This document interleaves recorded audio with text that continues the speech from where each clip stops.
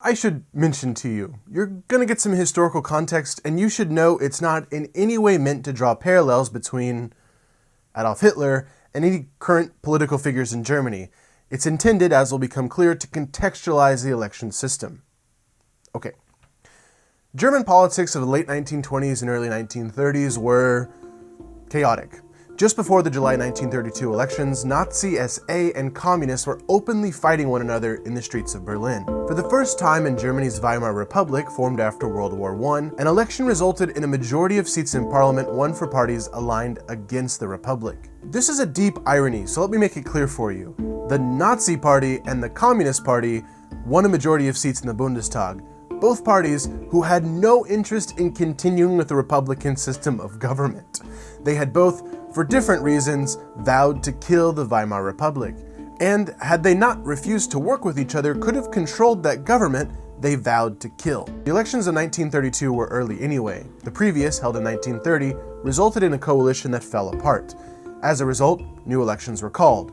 Because Nazis and communists didn't want to work together, surprise, surprise, the July 1932 election resulted in the same chancellor as before, Franz von Papen, leading a minority government for around 2 months until yet another election could be called.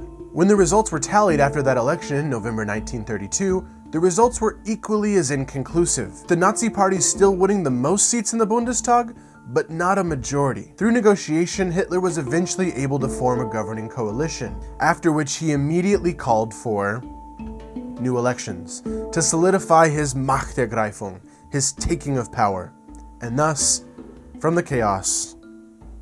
It would be fallacious to claim that Hitler exclusively took power based on tumultuous and numerous elections, but the environs of political instability certainly created the possibility.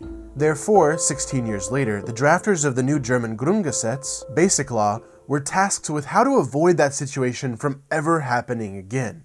The logical question lay before them: how do we make the political system more stable? How do we stop the continuous turnover in government from which radicals thrive? In effect, how do we make it harder to call new elections? After a very long search and help from a professor at my university, thank you, I have an answer for you.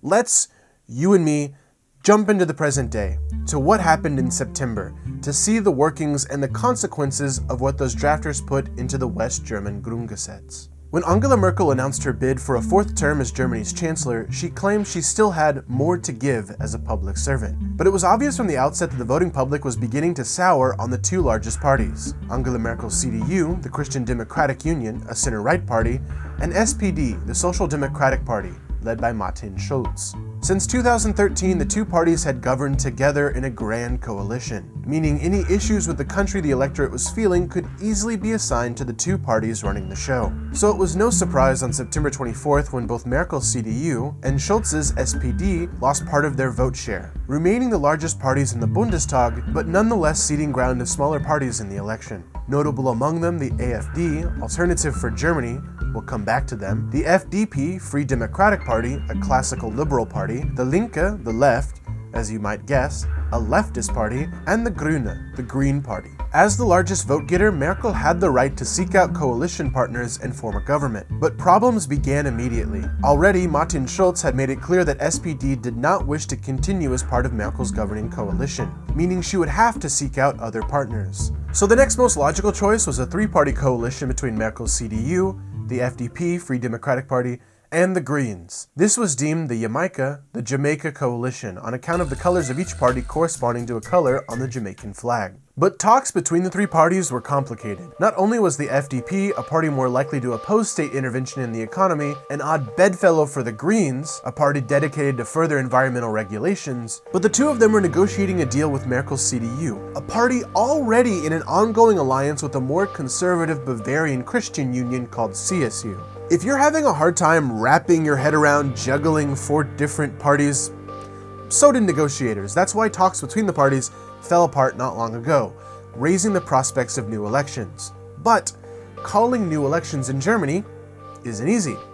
When similar political drama occurred after Spain's 2015 election, when Spain's largest party, the Partido Popular, was unable to form a coalition, the King of Spain just dissolved the Spanish parliament, and new elections were held in early 2016. It's way more complicated in Germany. After an election, the Bundestag selects a chancellor with a majority vote. If this doesn't happen, the Bundestag has 14 days to try again and again and again to make someone chancellor with a majority vote. If this still hasn't happened after 2 weeks, the Bundestag takes one final vote. If someone gets a majority in this vote, they're made chancellor. If not, the federal president can choose: make the person with the most votes chancellor, or finally dissolve the Bundestag, calling new elections. And if Merkel could form a coalition, but then have it break down, this gets even more complicated between elections. In A History of West Germany Volume 1, Dennis Bark and David Gress wrote about the challenges against calling new elections outside of the time prescribed by the German Grundgesetz. The Basic Law did not permit the dismissal of a chancellor in a vote of no confidence without the simultaneous election